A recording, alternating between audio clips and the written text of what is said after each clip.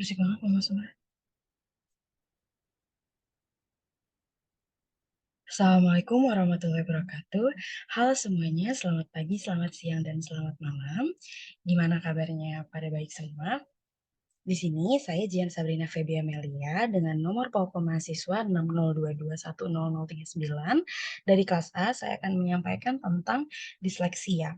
Dan pada kesempatan kali ini, kita akan belajar tentang disleksia merupakan gejalanya juga, lalu dengan PPT yang berjudul "Apakah anak saya mengalami gejala disleksia?" Di sini ada beberapa materi yang akan saya sampaikan nantinya. Ada introduction, ada definition-nya, ada juga analisis kasus, lalu kita akan mengaitkan dengan teori, lalu juga ada strategi SRL dan motivasi, dan juga ada referensi. Oke, kita masuk ke latar belakang ya. Jadi, membaca ini merupakan aktivitas kompleks yang mencakup fisik dan mental.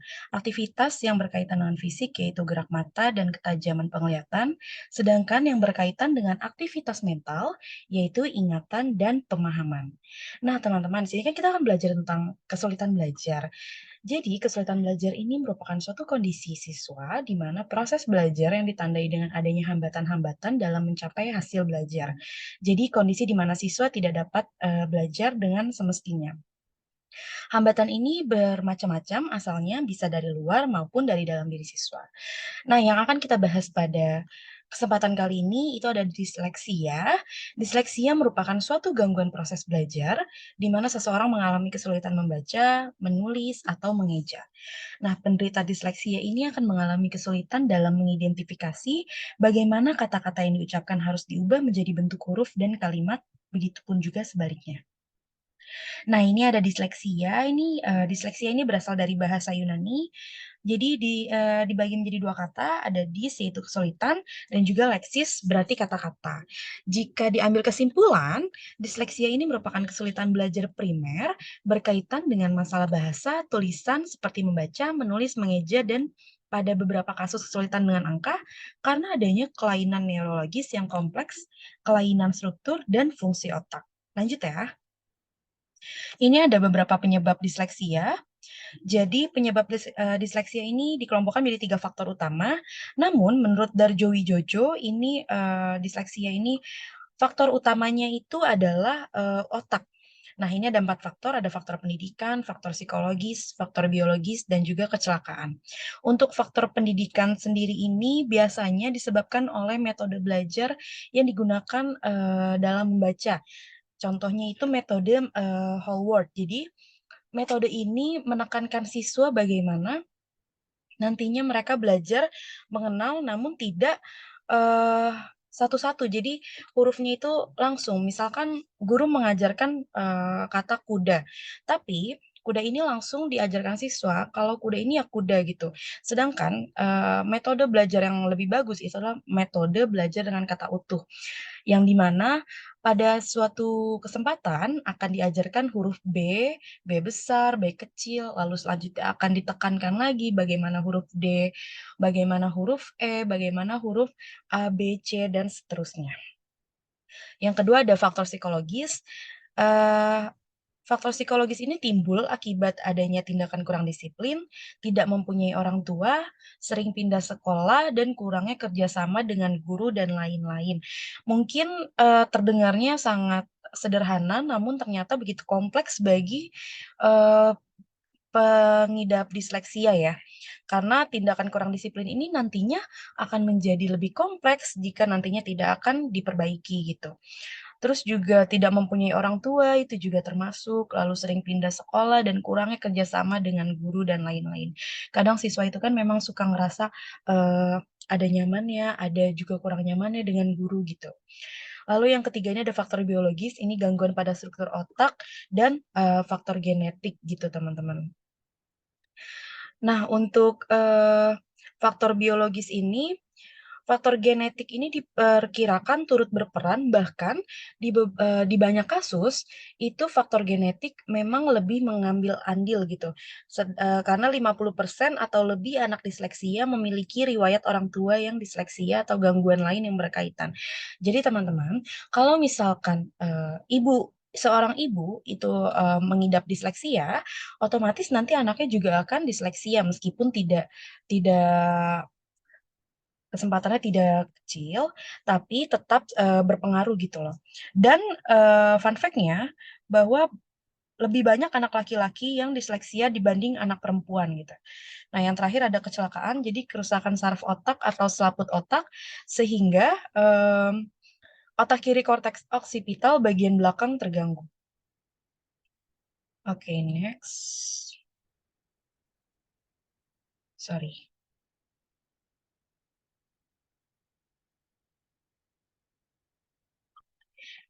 Nah, ini ada gejala gejala disleksia. Jadi ada 6 gejala, ada yang pertama ragu-ragu dan lambat dalam berbicara, terkadang anak itu sudah mengetahui apa yang ada di depannya, apa yang dia lihat. Namun karena di otaknya berbeda, di otaknya selalu mencernanya dengan sangat rumit, alhasil anak itu menjadi ragu dalam mengatakan, misalkan di depannya dia melihat, hewan gajah. Namun anak itu ragu jika di depannya itu gajah atau bukan ya? Tapi dia tahu kalau itu gajah, tapi dia tidak bisa mengucapkannya kalau itu gajah gitu loh. Nah, yang kedua ini ada kesulitan memilih kata yang tepat, arah, dan waktu. Biasanya anak yang mengalami disleksia ini kesulitan dalam menentukan arah dan waktu. Arah itu misalkan, atas, bawah, anak disleksia itu cenderung, lebih sulit memilih kata yang tepat gitu loh. Lalu juga kanan, kiri, dan juga kalau waktu itu sebelum, sesudah, sesaat. Lalu yang ketiga ini, kesalahan mengeja yang dilakukan terus-menerus. Umumnya jika anak, salahan mengeja tapi tidak ada yang mengingatkan, tidak ada yang membenarkan, otomatis nantinya akan dilakukan terus-menerus dan itu merupakan gejala dari disleksia. Lalu yang keempat ada membaca kata demi kata secara lamban dan intonasi naik turun. Yang kelima ada membalikan huruf, kata, dan angka yang mirip. Nah, ini yang lebih sering banyak kasusnya karena biasanya anak disleksia ini, kebalik-balik gitu loh dalam huruf, kata, dan angka gitu. Untuk huruf misalkan disleksia ini, bingung antara huruf P dan huruf D.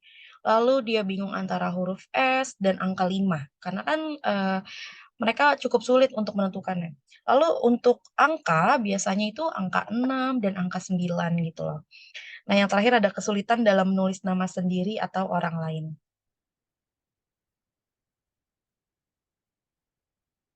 Oke, lanjut.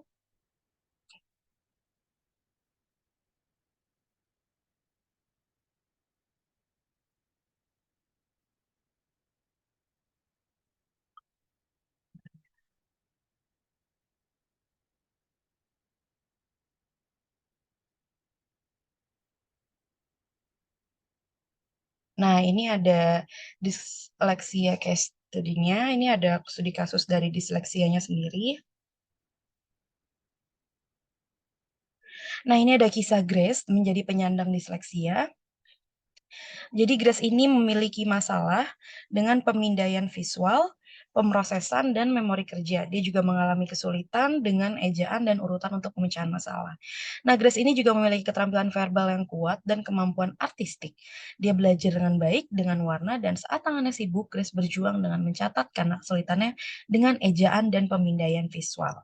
Nah, Grace ini, karena kesulitannya dalam mengurutkan memori kerja dan membaca, Grace berjuang dengan operasi numerik dan soal cerita dalam matematika. Nah, terapis Grace ini, memberikan cara yaitu, menghitung probabilitas dengan kelereng berwarna, menggunakan jarinya untuk perkalian. Dan menyelesaikan persamaan dengan objek untuk mewakili variabel. Nah, dengan cara ini, Grace tidak hanya memahami konsep yang disajikan pada level makro, tetapi dengan kecintaannya pada warna dan menggerakkan tangannya, dia dapat memecahkan jawabannya dengan andal, menggunakan pensil warna untuk memberi nomor langkah atau menempatkan tanda pagar pada arah multi langkah, membantu Grace tetap fokus dan tidak melewatkan langkah-langkah dalam soal yang kompleks. Next.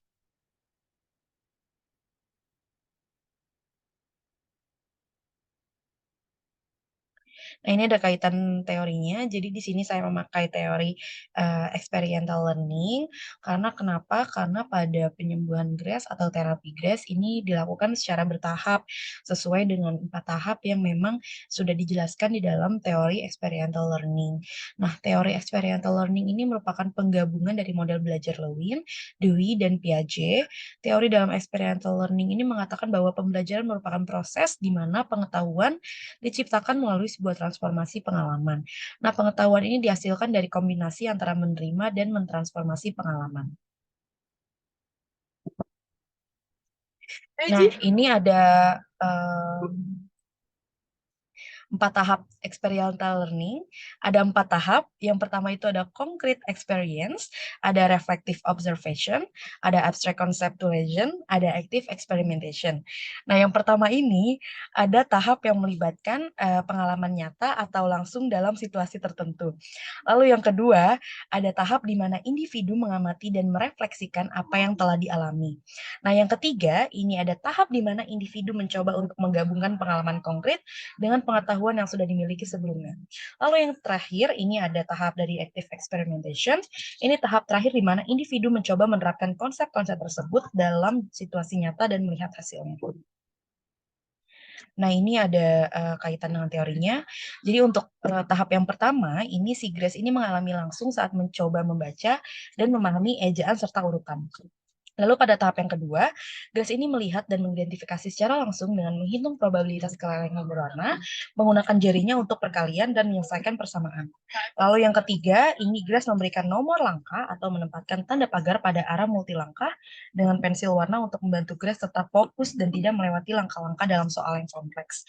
Nah, yang terakhir, ini tahapnya Grace mulai dapat memahami cara mengeja suatu kata dan memahami urutan pemecahan masalah. Nah, ini ada strategi self-regulation learning. Jadi, self-regulation learning ini merupakan suatu proses di mana individu secara sistematis berusaha untuk memantau, mengatur, dan mengontrol beberapa komponen pembelajaran. Nah, ini ada 5, yaitu cognition, motivation, metacognition, emotion, dan behaviors.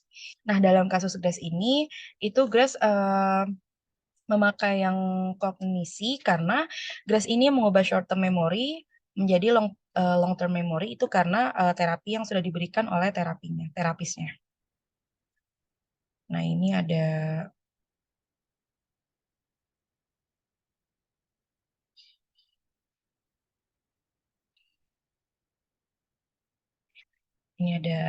motivasinya.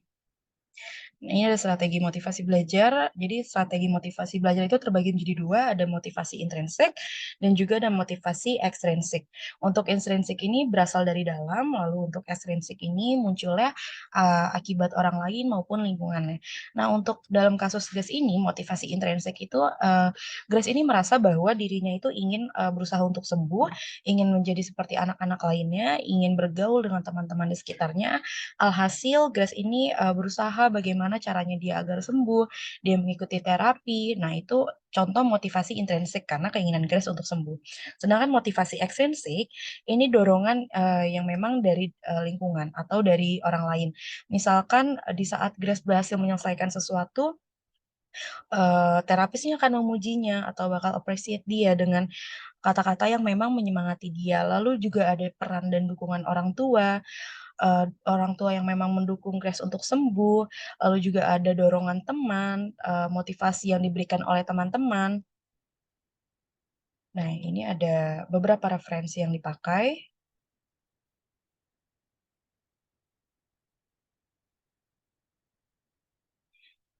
Udah selesai.